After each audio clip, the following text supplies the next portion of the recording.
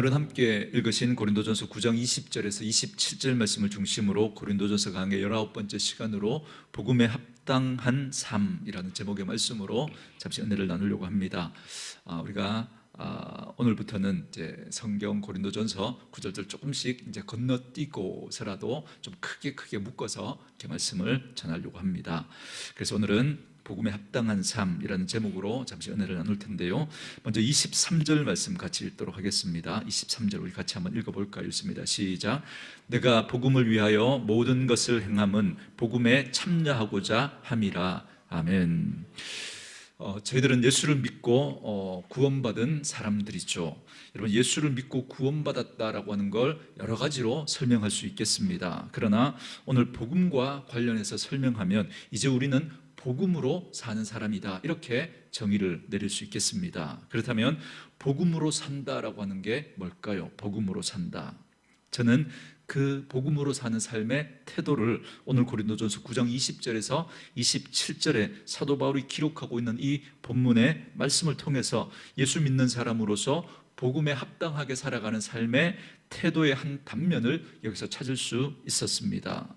그리고 예수를 잘 믿고 살아가는 그 삶에 대한 선명한 그림이 우리에게 있어야 예수를 잘 믿는 사람으로 내가 그 역할을 감당하며 살아갈 수 있습니다. 예수 믿는 사람으로 아내로서 나는 어떤 삶을 살아야 하는지, 남편으로서 어떻게 살아야 하는지, 그리고 또 예수 믿는 부모로서, 또 교회에서는 예수 믿는 직분자로서 나는 어떻게 그 역할을 감당하고 또 성도로서 그 역할을 감당하며 살아갈 수 있는가, 선명한 그림이 있어야 우리가 그렇게 살아낼 수 있습니다.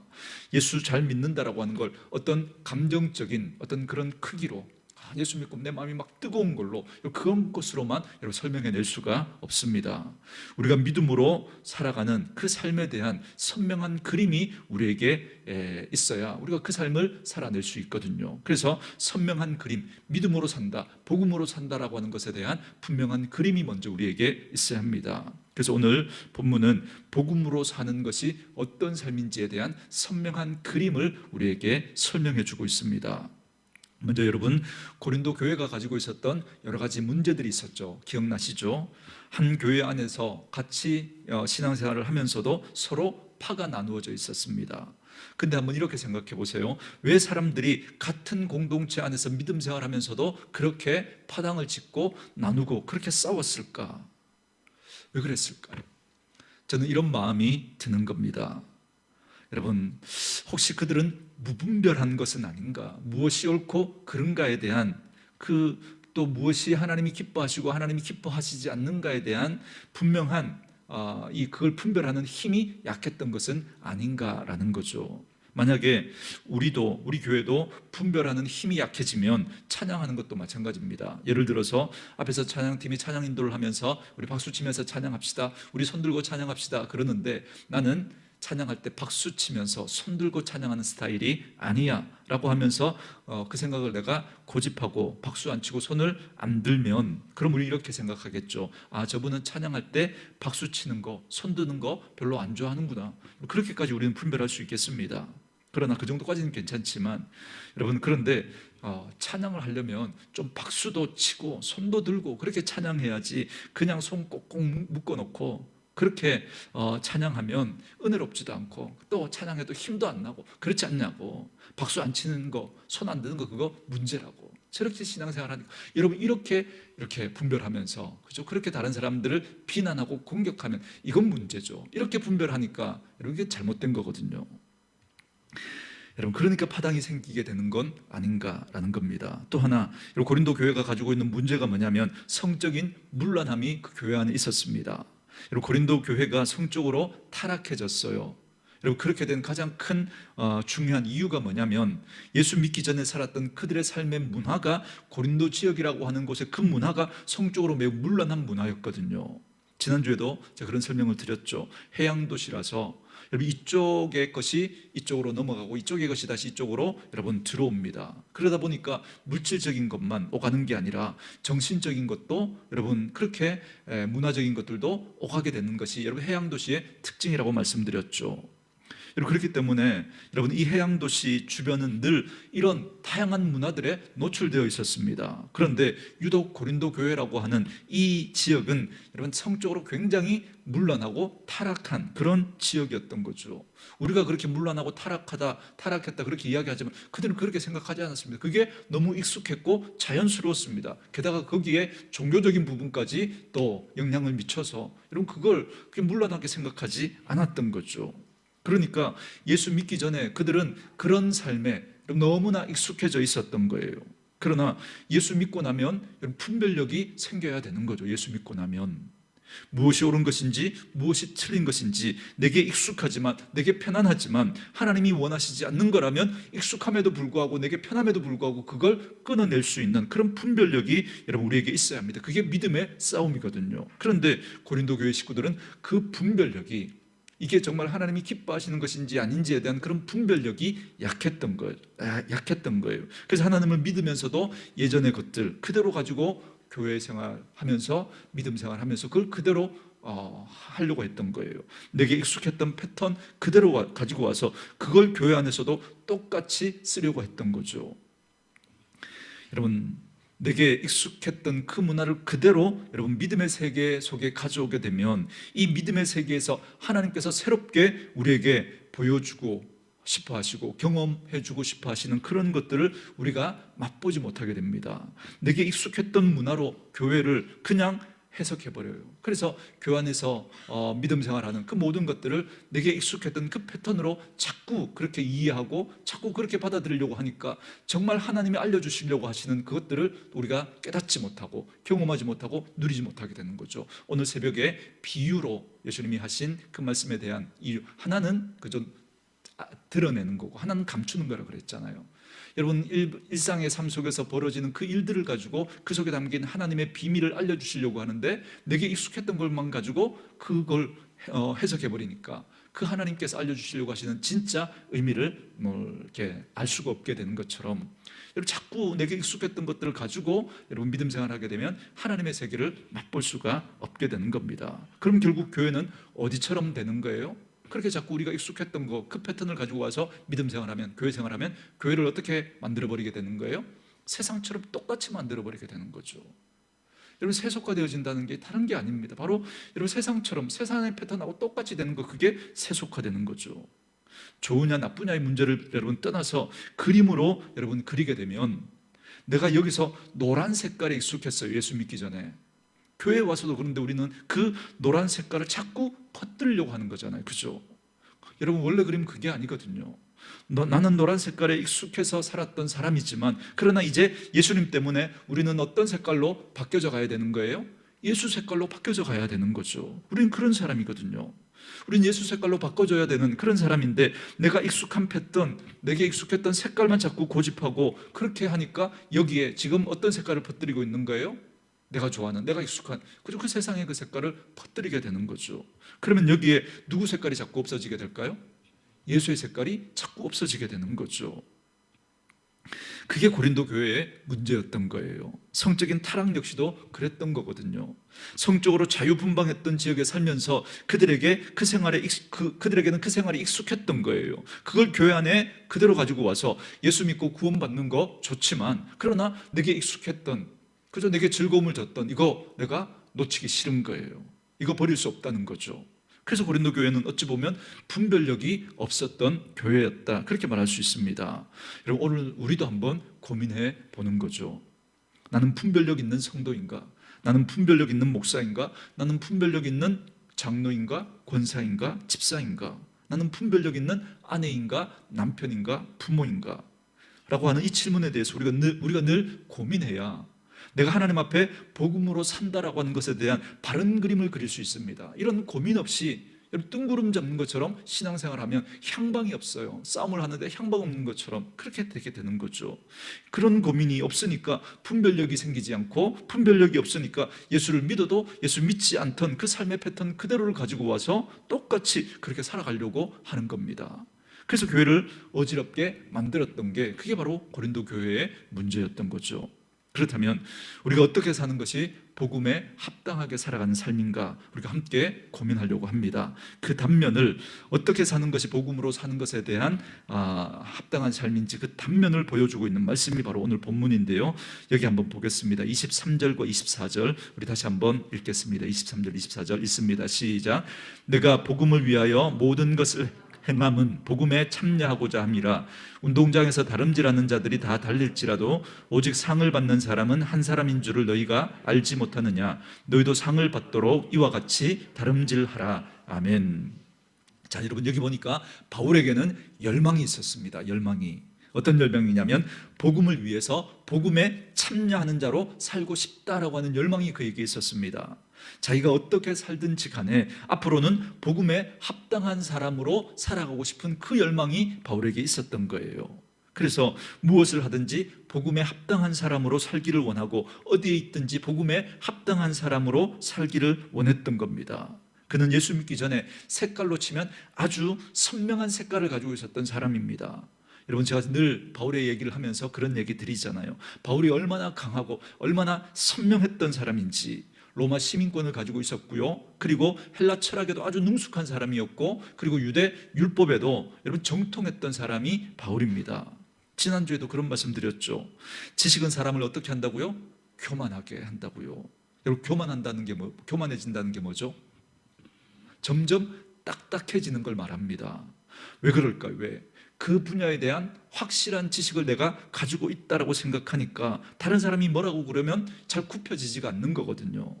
모르면 그런가 그렇게 넘어갈 수 있는 문제인데도 내가 잘 모르면 다른 사람이 막 거기에 대해서 너무나 확고하게 선명하게 말을 하면 그런가 보다 그렇게 넘어갈 수 있는데 내가 확실하게 아니까 아무리 다른 이야기를 해도 잘 굽혀지지가 않는 거거든요.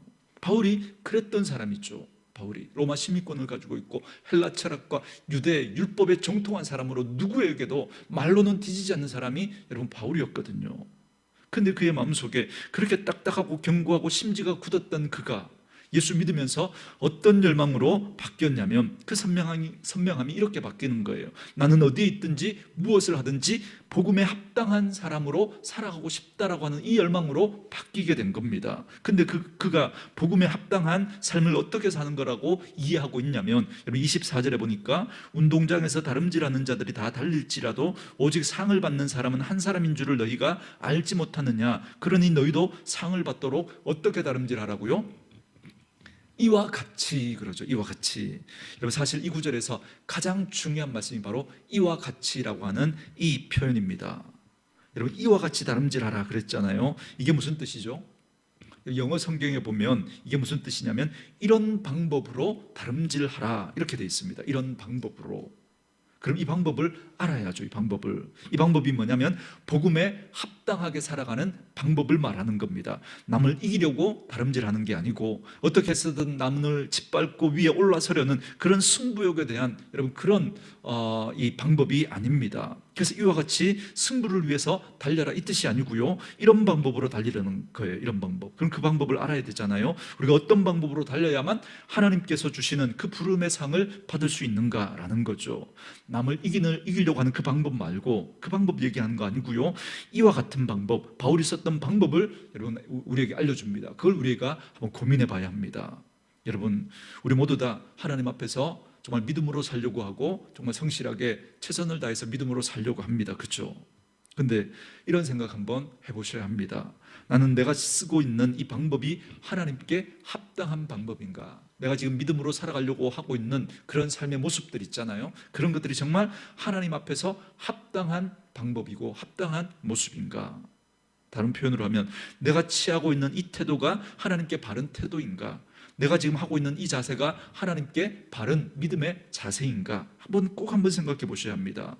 제가 이와 같이라고 하는 이 표현이 중요하다고 말씀드렸죠. 그러니까 이와 같이가 무슨 뜻인지 찾아야 합니다. 그게 23절입니다. 23절. 그러니까 복음을 위하여 복음에 참여하는 방법으로 다름질해야 한다라는 겁니다. 그걸 설명하는 게 오늘 본문 전체의 내용입니다. 복음에 합당하게 살아가는 삶의 방법이 어떤 것인지. 자, 그렇다면 이와 같이 다름질하는 바울의 삶의 태도, 이제 우리가 한번 살펴보겠습니다. 여러분 20절부터 22절을 우리 다 같이 한번 읽겠습니다. 20절부터 22절 읽습니다. 시작. 유대인들에게 내가 유대인과 같이 된 것은 유대인들을 얻고자 함이요 율법 아래 있는 자들에게는 내가 율법 아래 있지 아니하나 율법 아래 있는 자 같이 된 것은 율법 아래 있는 자들을 얻고자 함이요 율법 없는 자에게는 내가 하나님께는 율법 없는 자가 아니요 도리어 그리스도의 율법 아래 있는 자이나 율법 없는 자와 같이 된 것은 율법 없는 자들을 얻고자 함이라. 약한 자들에게 내가 약한 자와 같이 된 것은 약한 자들을 얻고자 함이요 내가 여러 사람에게 여러 모습이 된 것은 아무쪼록 몇 사람이라도 구원하고자 함이니. 아멘. 여러분 20절부터 22절 핵심으로 딱 따지면 바울은 어떤 사람이 됐다는 거예요? 제가 자주 쓰는 표현 있죠. 바울은 어떤 사람이 됐다는 거예요? 그렇죠? 줏대 없는 사람. 바울이 지금 뭐라 그래요? 내가 유대인에게는 유대인처럼 하고 율법 없는 사람에게는 율법 없는 자처럼, 율법 있는 자에게는 율법 있는 자처럼, 약한 자에게는 약한 자 같이 여러 사람에게 여러 모습으로 나를 뭐 한다는 거예요? 바꾼다는 거예요. 그 사람들에게 맞춰준다는 거잖아요. 그죠? 이런 사람 뭐라 그러죠? 줏대 없는 사람이라 그러잖아요. 우리 그죠? 저는 이 표현이 매우 중요하다고 생각합니다. 저와 여러분이 정말 한번 정말 진지하게 곰곰이 여러분 정말 생각해 봐야 할 부분이 바로 이 부분입니다. 그래서 복음으로 사는 것에 대한 한 단면을 제가 정의 내린 정의는 뭐냐면 한번 따라 하겠습니다. 복음으로 사는 것은 줏대 없이 사는 것입니다. 여러분 이 말이 좀 애매하긴 한데요. 왜냐하면 우리가 믿음이 좋아진다라고 하면 우리는 어떤 이미지가 먼저 떠오르냐면 막 더 강해지고 막 세지고, 그래서 어떤 시련과 고난 앞에서도 굴하지 않고 그죠? 막 그걸 돌파하고 막 그저 넘어가는 그런 이미지를 우리 자꾸 떠올리잖아요. 그죠? 믿음 좋아진다는 거. 그죠? 근데 바울은 지금 복음에 합당하게 살아가는 삶을 그가 고민하면서 이와 같이 다름질하라 이렇게 하면서 그가 어떤 태도로 살아가고 있는지, 어떤 방법으로 다름질하고 있는지를 지금 우리에게 말해주고 있는 거예요. 근데 그가 가지고 있는 태도가 뭐냐면 그는 유대인들에게는 그가 유대인과 같이 되겠다는 거예요. 이유가 누구를 얻으려고요? 유대인들을 얻으려고. 그래서 율법 아래 있는 자들에게는 율법 아래 있는 자처럼 대한대요. 그러면서 또 한마디 더 붙이죠. 나는 율법 아래 있지 않다는 거예요. 나는 율법 아래 있지 않지만 율법 아래 있는 자들에게는 율법 아래 있는 자들처럼 대해준다는 거예요. 왜요? 그 사람들을 얻으려고. 내가 율법 아래 있지 않지만 율법 아래 있는 사람 그 만나면 율법 아래 있는 사람처럼 나를 바꾸겠다는 거예요. 그러니까 줏대가 없는 거죠. 그런데 그 이유가 율법 아래 있는 자들을 얻으려고 그런데요. 21절 보세요. 율법 없는 자에게는 내가 하나님께는 율법 없는 자가 아니요 도리어 그리스도의 율법 아래 있는 자이나 율법 없는 자처럼 행동하겠다는 거예요. 바울은 이렇게 말하죠. 자기는 율법 아래 있지 않대요. 그러나 율법 아래 있지는 않지만 누구의 법 아래 있대요? 그리스도의, 그죠? 그리스도의 율법 아래 있는 자다 그렇게 말하잖아요. 그러나 여러분 자기는 그 그리스도의 율법 아래 있는 자이지만, 그러나 그리스도의 법 아래 있지만 그렇지 않은 사람 만났을 때는 그렇지 않은 자처럼 그렇게 행동하면서 그를 대해주겠다는 거예요. 왜요? 왜? 그 사람을 얻기 위해서. 22절 보세요. 약한 자들에게 내가 약한 자같이 된 것은 약한 자들을 얻고자 함이라 그러죠. 내가 여러 사람에게 여러 모습이 된 건 아무쪼록 몇 사람이라도 뭐 하고자 함이라고요? 구원하고자 함이라 그럽니다.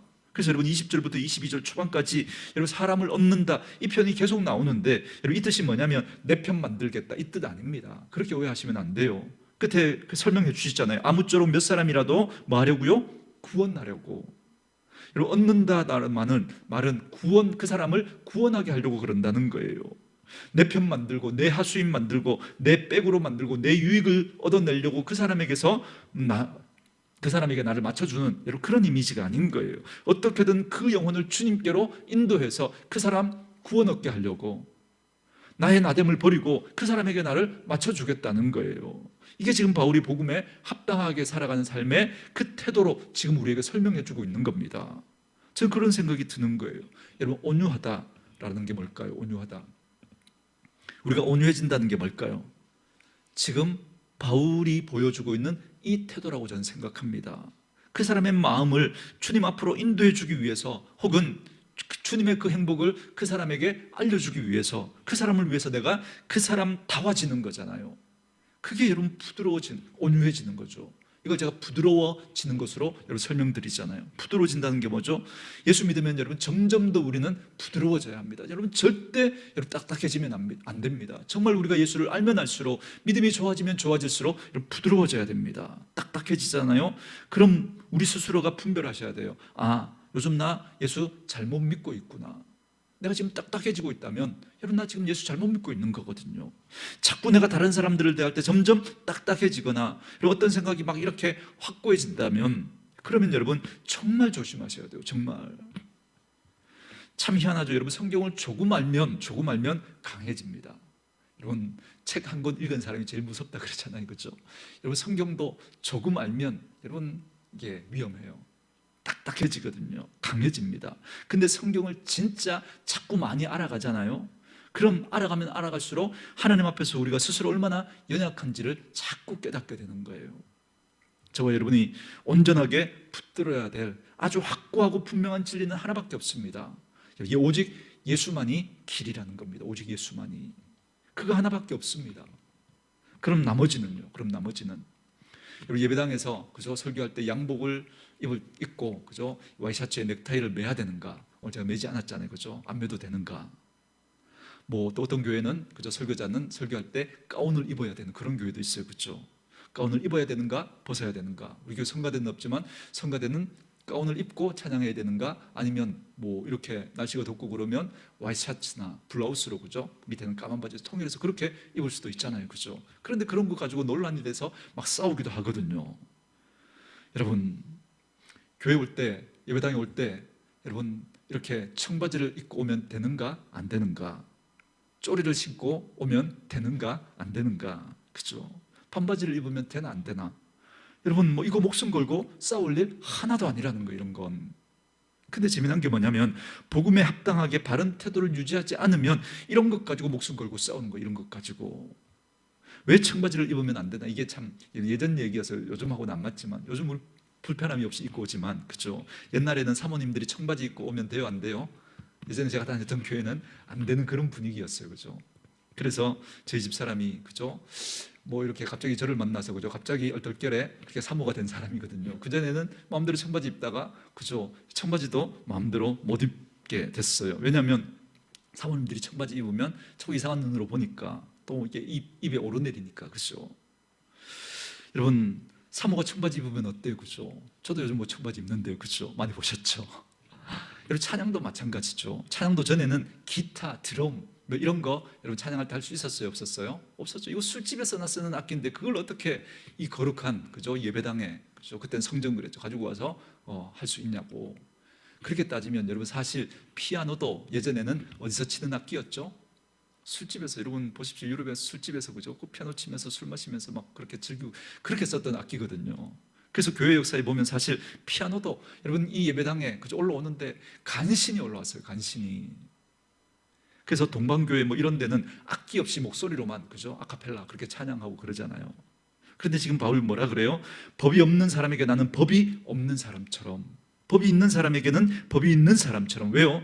그건 중요한 문제가 아니니까. 그건. 그럼 우리는 어떻게 해야 되는가? 우리도 한번 생각해 봐야죠. 우리가 왜 여러분 뭐 이렇게 옷을 입는 문제에 있어서 그렇게 목숨을 걸고 싸우는가? 어떤 악기를 사용함에 있어서 왜 목숨 걸고 그렇게 싸우는가? 우리가 한번 생각해 봐야 합니다. 그리고 내가 가지고 있는 그 생각을 자꾸만 강요하려고 하죠. 저는 법이 없는 자에게는 법이 없는 자처럼, 법이 있는 자에게는 법이 있는 자처럼 저는 그렇게 하려고 그래요. 그러면 우리가 그런 거 가지고 서로 마음 불편해지고, 저 사람은 왜 저러지? 저 사람은 왜 저러지? 이런 마음 안 가지고 정말 하나님께 중요한 거, 그렇게 가운을 입든 가운을 입지 않든 뭐 목사님이나 혹은 성가대가 얼마나 주님을 사랑하면서 찬양을 하고 말씀을 전하는가, 거기에 집중하면 여러분 이건 아무런 문제도 아닌데, 내가 입는 옷 색깔과 다르면 왜 다를까? 내가 입는 옷의 유형과 다르면 왜 다를까? 내가 신앙생활하는 그 패턴과 다르면 왜 다를까? 왜 저 사람은 왜 저렇게 할까? 그걸 가지고 자꾸 이야기하게 되면 더 중요한 건 놓쳐버리고 덜 중요한 것 가지고 자꾸 다투게 되는 거예요. 저는 그렇게 하나도 문제가 되지 않아요. 하나도. 그러면 결국 고린도 교회처럼 되지 않겠냐는 거예요. 누구보다 딱딱하고 강했던 바울이잖아요. 지금 하나님의 말씀으로 고린도 교회 식구들에게 말해주는 거예요. 나는 율법이 있는 자에게는 나는 율법 아래 있지 않지만 율법 있는 자처럼 그들을 대해주고, 나는 율법 없는 자들에게는 내가 그리스도의 법 때문에 내가 나를 절제하고 살아가지만 그러나 마치 그들에게 그렇지 않은 자처럼 나는 그렇게 그들을 대해주고, 나는 약한 자에게는 약하지 않지만 누구보다 강하지만 그러나 약한 자처럼 그들에게 맞춰주는 이유는 어찌하였든 한 영혼이라도 더 주님께로 인도하기 위해서, 그들 구원하기 위해서 그렇게 한다는 거예요. 만약에 저와 여러분이 이런 태도로 우리가 믿음 생활한다면, 그래서 우리 성도들을 바라보고 그렇게 대해준다면, 여러분 우리 교회는 안 싸우고 넘어갈 일들이 여러분 얼마나 수두룩하겠습니까? 그죠? 여러분 한번 생각해 보십시오. 지난날 믿음 생활하면서 어떤 성도들과 아니면 어떤 부서와 그죠? 이렇게 우리가 충돌했던 그런 것들 한번 돌아보십시오. 사실 그거 아무것도 아닌데 그냥 넘어갈 수 있는 문제인데, 정말 중요한 거, 그렇죠? 그 부분 우리가 붙들고 있었으면 넘어갈 수 있었던 건데 그거 때문에 우리 싸우고 다투고 여러분 그렇게 갈라졌던 것 아닙니까? 전도회에서 기관급 부서에서 여러분 수련회를 할 때 어떤 장소에 갈 것인가, 그것 때문에 막 목숨 걸고 여러분 그렇게 싸우지 않아도 될 일이죠. 그냥 교회에서 하면 되죠. 교회에서, 그렇죠? 그렇게 좀 생각을 여유롭게 하면 여러분 우리가 싸우지 않아도 될 일들은 너무 많습니다. 근데 우리는 우리가 가지고 있는 것이 맞고 내 생각이 옳다라고 너무 강하게 생각하니까 그러니까 자꾸 충돌하는 거예요. 사실은 그건 옳고 그름의 문제가 아니라 서로가 서로에게 맞춰줘야 될 문제거든요. 그거 가지고 싸우느라고 고린도 교회가 예수 향기가 나지 않는 거예요. 예수 향기가. 그래서 여러분 고린도 전후서 여러분 자꾸 읽어보면 무슨 이야기를 자꾸 해요? 예수 향기에 대한 이야기를 하잖아요. 왜 그럴까요? 예수 향기가 안 나니까. 예수 믿는데도 예수 향기가 안 나니까 자꾸 싸우니까. 조금 더 축소하면 이거 우리 가정에도 그대로 적용할 수 있습니다. 예수 안 믿는 우리 남편에게 우리는 어떻게 대해 줄 것인가? 예수 믿지 않는 우리 아내에게 우리는 어떻게 그 아내를 대해 줄 것인가? 여러분 만약에 바울이 말하는 대로 그렇게 따지면 그들에게 맞춰 주려고 하는, 좀 믿지 않는 그 남편과 아내가 있다면 그들에게 맞춰 주려고 하는 그런 열린 마음을 우리가 가지고 있어야 한다는 거예요. 아주 민감한 예로, 여러분은 물론 맥주를 안 드시겠지만 저녁에 믿지 않는 남편이 맥주를 마시겠다고 그러는 거예요. 여러분 어떻게 하세요? 그럼 우리 믿음 좋은 우리 여집사님이나 우리 권사님들 여러분 어떻게 하십니까? 우리 교회는 또 이렇게 짱 믿음 가정도 그렇게 많지 않아서 그런데, 그렇죠? 그럼 어떻게 하시죠? 보통 이런 분도 있겠죠. 마치 그죠? 남편이 술 못 마시게 하는 게 내 사명인 것처럼 왜 술을 먹고 난리냐고 그러면서, 그죠? 그렇게 할 수도 있고, 어떤 분들은 자기도 한 잔 마신다고요. 그런 분도 있을 수 있겠지만, 여러분 그러나 우리가 또 다른 태도로, 여러분 드시지 않지만, 그죠? 여러분 드시지 않지만 그를 섬겨줄 수 있는 마음의 태도를 우리가 가질 수 있으면 어떨까요? 그래도 되지 않을까요? 아니 목사님 그건 아니죠. 물론 그렇게 생각하는 분도 있겠지만, 그러나 한번 우리 고민해 봐야 되는 거야. 한번 나는 예수 믿기 때문에 그게 하나님 기뻐하시는 것이 아니다라고 그렇게 분별했어요. 그러나 예수 믿지 않는 남편의 그런 분별이 없는데, 그런 생각이 없는데 내 생각을 자꾸 강요해버리면 여러분 그 남편의 그 마음은 어떻겠습니까? 그렇죠? 그 부분을 한번 생각해 봐야 되는 거죠.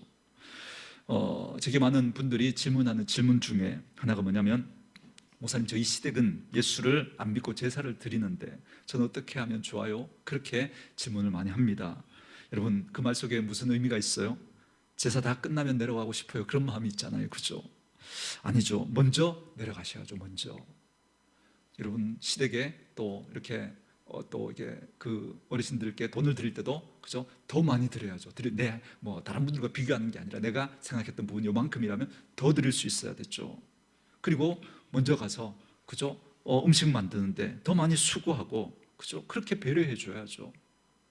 그래야 여러분 내 믿음을 이야기하고 절을 하지 않는 그런 부분에 양해를 구할 수 있지 않겠습니까? 그런 태도와 그들을 섬겨주려고 하는 그런 태도와 자세가 우리에게 필요하지 않을까요? 왜냐하면 어찌하였든 한 영혼을 얻기 위해서는 여러분 우리가 그렇게 해야 되는 거죠. 제일 편한 방법은 뭘까요? 제일 편한 방법은 원수가 돼서, 적이 돼서 교제 안 하면서 하는 게 제일 편하죠. 그러면 제사 갈 일도 없고, 그럼 부딪힐 일도 없죠. 그게 제일 편하죠. 그래서 제사 날 안 가는 거예요. 같으나 예수 믿는다고 그저 미운데 제삿날 콧배기도 안 보이고 그러면 더 밉잖아요. 더. 그래서 점점 더 갈등하고 충돌하고 나중에는 원수처럼 돼서, 원수처럼 되면 교제 안 하면 안 내려가도 되고 좋죠. 편하죠. 그러나 그 영혼은 얻을 수 없는 거죠. 그 영혼은. 그러나 바울은 지금 복음에 합당하게 살아가는 걸 설명하면서 뭐라고 그러느냐면, 어찌하였든 내가 한 영혼을 얻기 위해서라면 내가 줏대 없는 사람처럼 행동해 주겠다는 거예요. 그죠? 내가 그리스도의 법 아래 있지만 법 없는 것처럼, 내가 율법 아래 있지 않지만 율법 아래 있는 자처럼 그렇게 행동하겠다는 거예요. 왜 이렇게 모순된 행동을 하죠? 왜 이렇게 줏대 없는 사람처럼 행동하죠? 더 중요한 걸 붙들고 있으니까. 더 중요한 걸. 여러분, 그래서 우리 교회에서 믿음 생활하면서 우리가 충돌하는 그런 문제들 가만히 한번 보십시오. 그건 싸울 일이 아닌 거죠. 서로 맞춰줘야 될 부분이거든요. 그래서 우리가 복음에 합당하게 살아간다는 건 이 세상과 전혀 다르게 이상하고 특별한 태도로 살아가는 게 아니라, 다른 사람의 영혼을 생각하고 그들의 마음을 생각하고 배려하고 존중하면서 그들을 얻으려고 하는, 그래서 도리어 내가 희생하고 내가 참아주고 기다려주는 그런 태도로 그들을 섬겨가는 거죠. 이게 여러분 복음에 합당하게 살아가는 삶의 태도라는 겁니다. 여러분, 제가 늘 설명드리지만, 여러분 우리가 다른 가게나 식당에 갔을 때 우리는 을의 위치가 되는 거잖아요. 그죠? 그죠? 세상에서 내가 뭐 가진 게 없어서, 그죠? 늘 을처럼 살았지만 식당에 가면 갑이 되는 거잖아요. 그 순간은, 그죠? 그 순간은 갑이 되는 거예요. 그죠? 그러나 우리가 그렇게 갑이 될 수 있는, 그죠? 그런 식당에 갔을 때에도 우리가 보여줘야 할 태도는 뭐냐면, 그들을 대하는 표정이나 눈빛이나 말투나 그런 모습들 속에서 따뜻하고 그들을 배려하고 존중해주는 그런 모습들이 필요한 거죠. 식당에서 내가 또 가서 뭐 이렇게 갑이라고, 그죠? 좀 불편하게 하면 막 성질 있는 대로 다 부리고, 우리 전도하러 갑시다 그러고 띠 해가지고 전도 갔는데 그분 딱 부딪히면 여러분 얼마나 무안하겠습니까? 그죠? 차라리 그때 더 나이스하고 쿨하고 여러분 친절하고 매너 있는 그런 손님이 돼주는 거죠. 식당에서 약간 불편함을 만났어요. 그 불편함을 더 예의 있게 표현해 줄 줄 아는 그런 싸움을 해야 하는 거죠. 사실은 그 고민이 우리에게 더 많아야 하는 거예요. 그래서 식당에서 아주머니를 부르는 톤도 중요하죠. 뭐 술집에서 뭐 부르는 것처럼 마지막 막 이러면서 소리 지르는 게 아니라, 그죠? 아주머니, 그죠? 정중하고 나이스하게, 그죠? 왜요? 한 영혼을 얻기 위해서 우리는 그런 태도와 자세로 작은 일들 하나하나까지도 그렇게 해야 하는 거죠. 지금 바울은 지금 그 싸움을 하고 있는 거예요. 그 싸움을 향방 없는 것처럼 하는 게 아닌 거예요. 아주 선명한 태도를 가지고 지금 하고 있는 겁니다. 그래서 작은 일상에서도 한 영혼을 얻기 위해서 내가, 여러분, 그 나를 그에게 맞추겠다는 거예요. 여러분, 아이들을 보면, 그죠? 얼마나 뭐 뛰고 난립니까? 그죠? 아이들이 당연한 거죠. 아이들이 저처럼 얌전하면 그건 문제잖아요. 그죠? 그건 문제잖아요. 안 뛰면 어떡해요? 애들이 막 활동적이고 뛰어야죠. 그게 아이들인데, 그걸 맞춰주고 그 상태에서 그 아이들을 어떻게 잘 유도할까? 그죠? 그걸 우리가 고민해야 되는 거죠. 우리 쪽에서 편한 걸 먼저 딱 선착해 놓으면 아이들 짓눌러야죠. 그죠? 한 곳에 딱 묻어놓고, 그죠? 선생님이 막 뛰어들고 딱 있으면서, 그죠? 막 얼차례하고, 그죠? 그죠? 아니면 뭐 손발을 묶어 놓든지, 그죠? 뭐 그렇게, 그건 아니죠. 그건 제일 편한 방법은, 편하게 하는 방법은 우리 그렇게 할 수 있어요. 그러나 그렇게 하면 어떻게 되겠어요? 그 아이들의 영혼은 어떻게 되겠어요? 그렇죠? 그건 복음에 합당한 태도가 아닌 것이죠. 그래서 사실 복음에 합당한 태도는 누가 더 불편해지는 거냐면 우리가 더 불편해지는 거예요. 우리가. 왜냐하면 그 사람을 얻기 위해서가 우리가 그걸 선택하는 거거든요. 그래서 그런 눈빛, 그런 말투, 그런 표정, 그런 태도로 우리 자녀, 우리 남편, 우리 아내, 우리 이웃, 그리고 다른 사람들을 만나는 그런 훈련과 씨름을 우리가 하는 게, 그게 복음에 합당하게 살아가는 삶의 모습이라는 거예요. 복음으로 산다는 걸 마치 마음에 각성을 하고 칼을 들고 세상을 막 호령하면서 다 물리치겠다고 하는 그런 사생결단의 마음으로 세상으로 나아가는, 여러분, 그걸 오해하시면 안 됩니다. 믿음의 그림을, 복음으로 산다는 것에 대한 그림을 잘못하고 있는 거예요. 영적 전쟁 그러면서 막 그런 사람들을 내 논리로 막 다 깨부수고, 제가 말씀드렸죠. 전도할 때 제가 논리로 박살을 냈어요. 할 말이 없게 만들었어요. 기분 나빠서 안 나오더라고요. 기분 나빠서 안 나오는 거예요.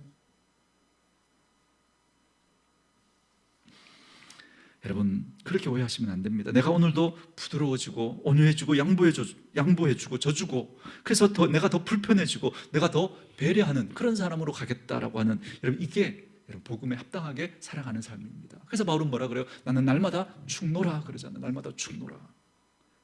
그 마음으로 걸어가는 게 복음으로 사는 거예요. 그 힘을 어디서 받죠? 하나님 앞에서 받아야죠. 하나님 앞에서. 그래서 우리는 예수 없으면 안 되고, 그래서 우리는 여러분 은혜 없이는, 그래서 우리는 이 예배 없이는 안 되는 거예요. 그래서 예배를 통해서 하나님의 은혜와 능력을 받아야 되는 거죠. 그래서 하나님께 하는 거죠. 왜요? 하나님이, 우리 주님이 우리에게 그렇게 우리에게 져주셨거든요. 하나님이 법이 없는 분이 아니신데 마치 법이 없는 것처럼 무법한 우리를 용서해 주셨잖아요. 하나님은 공의로우신 분임에도 불구하고, 공의로는 절대 우리를 받아줄 수 없음에도 불구하고 하나님의 무한한 사랑으로 그런 우리를 하나님이 받아주셨잖아요. 그렇게 우리에 맞춰서 우리를 구원해 주셨잖아요. 그 사랑이 항복된 사람만이 그렇게 살아낼 수 있는 거예요. 그래서 복음에 합당하다는 게 뭐냐면, 바울은 그 사랑에 자꾸 항복되는 거예요. 그 사랑에. 그 사랑을 너무나 많이 받아 놓은 상태이기 때문에 자기도 할 말이 없는 게 아니지만, 그러나 할 말을 자꾸 거두는 거예요. 그렇게 사는 게 정말 의미 있는가? 그렇게 산다고 누가 알아주는가? 어떻게든 부리고 주장하고 설득당하는 게 아니라 설득을 하고, 그 사람, 그래서 내 뜻을 펼치고, 그래서 사람들을 모으고 뭔가 그럴듯한 것을, 여러분, 그렇게 눈에 보이는 걸 만들어 놓는 것, 여러분, 이게 의미 있는 거 아니냐고, 그래야 사람들 알아주는 거 아니냐고, 여러분, 우리 그렇게 생각할 수 있습니다. 그러나 알아주는 것에 그 의미를 찾는 게 아니라, 우리는 그 의미를 어디서 찾느냐면, 이 다름질이 끝나고 나서, 그 다름질이 끝나고 하나님이 내 삶을 평가하실 때 하나님이 인정해 줄 것이다라고 하는, 여러분, 거기에서 의미를 찾는 사람들이잖아요. 그죠? 다른 이들은 이해하지 못하고 내가 조금 손해보고 또 내가 좀 약오른 그런 삶을 그렇게 살아가는 것 같지만, 이 방법으로 이와 같이 다름질 했을 때 끝내 하나님이 너의 그 삶이 옳았어라고 그렇게 인정하실 것을 우리는 바라고, 여러분, 그 삶을 우리는 살아가는 거죠. 그 선명한 목적을 붙들고 우리는 믿음의 삶을 살아가야 하는 것입니다. 내가 다른 사람에게 착한 사람으로 인정받으려고, 내가 다른 사람에게 좋은 사람으로 인정받으려고, 그래서 내 편 많이 만들려고, 아니요. 주님이 내게 그 삶을 요구하시니까 주님 때문에 우리 그 삶을 걸어가겠다는 거예요. 그게 여러분 뒷부분의 바울의 고백이거든요. 제가 읽고 마무리하겠습니다. 25절부터 27절까지 제가 읽습니다. 이기기를 다투는 자마다 모든 일에 절제하나니 그들은 썩을 승리자의 관을 얻고자 하되 우리는 썩지 아니할 것을 얻고자 하노라. 그러므로 나는 다름질하기를 향방 없는 것 같이 아니하고 싸우기를 허공을 치는 것 같이 아니하며 내가 내 몸을 쳐 복종하게 함은, 그죠? 싸운다, 그죠? 싸운다 그러는데 자기를 복종한다라고 하는, 여러분, 이게 전혀 맞지 않는 그 단어를 지금 쓰고 있잖아요. 왜요? 무슨 싸움을 하고 있는 거예요? 이기는 싸움을 하는 게 아니라 무슨 싸움요? 지는 싸움을 하고 있기 때문에 그래요. 그게 진짜 이기는 거거든요. 복종하게 함은 내가 남에게 전파한 후에 자신이 도리어 버림을 당할까 두려워함이로다. 여기 버림당한다는 건 하나님의 자녀에서 떨어짐을 당한다, 이 표현이 아니라 뭔가를 많이 해놓았는데 그런데 나중에 하나님이 봤을 때 아무것도 아닌 것처럼 그렇게 인정받지 못하는 그 삶을 말하는 겁니다. 그런데 도리어 지금 바울이 말하는 삶은 아무것도 못 이루는 삶 같잖아요. 자기의 비전이나 자기의 계획이나 자기의 목적대로 그렇게 만들기 위해서 다른 사람들을 희생시켜서라도 나의 뜻을 펼치고 나의 비전과 나의 계획을 그렇게 성취하는 그런 모습들이 아니라, 다른 사람 한 사람이라도 얻기 위해서 자기를 그에게 맞추어주는, 그래서 아무런 비전도 없고 줏대도 없는 그런 사람처럼 그렇게 보이잖아요. 그래서 자기를 절제하고 복종하는 그런 삶을 살아가면 가는 거예요. 사실 여러분, 인간적인 면에서 보면 별로 매력 없어 보여요. 그죠? 매력 없어 보여요. 뭔가 막, 그죠? 강한 논리를 가지고 주장하고 사람들을 설득해서, 그죠? 내가 그 사람에게 맞추는 것이 아니라 그 사람에게 설득시켜서 내 뜻을 따르게 하고, 그죠? 그래서 나를 따르라 그래서 뭔가 눈에 보일 만한 어떤 것들을 만들어내야, 여러분, 그래야 여러분 그게 정말 믿음의 삶인 것 같고 뭔가 이루는 그런 삶인 것 같잖아요. 그런데 바울은 전혀 다른 이야기를 하고 있는 거예요. 전혀 다른 이야기를. 자기를 쳐 복종하는 거예요. 그리고 그 사람들에게 맞춰주는 거예요. 줏대 없는 사람처럼. 그래야만 나중에 우리 주님께서 손 얹어주시고 우리 주님이 안아주시는 그런 삶이 될 거라는 거예요. 저는 우리 온누리 교회가 그랬으면 좋겠습니다. 우리 스스로 절제하면서 하나님 앞에 그리스도의 법 아래에 있는 사람처럼 살고, 정말 예수 그리스도로 인해서 자유함을 누리는 그런 사람처럼 살 때 우리 주변 사람들에게는 그들의 영혼 한 사람이라도 얻기 위해서 도리어 우리가 스스로 불편함을 선택하고 참아주고 절제하면서 그들을 사랑하고 돌볼 줄 아는 그런 분별력이 있어서 우리의 원래 색깔 가지고 교회를 물들이는 게 아니라 주님의 색깔로 내 삶을 다르게 물들이면서 살아갈 수 있는 그런 하나님의 백성들이 다 될 수 있기를 주님의 이름으로 축원합니다.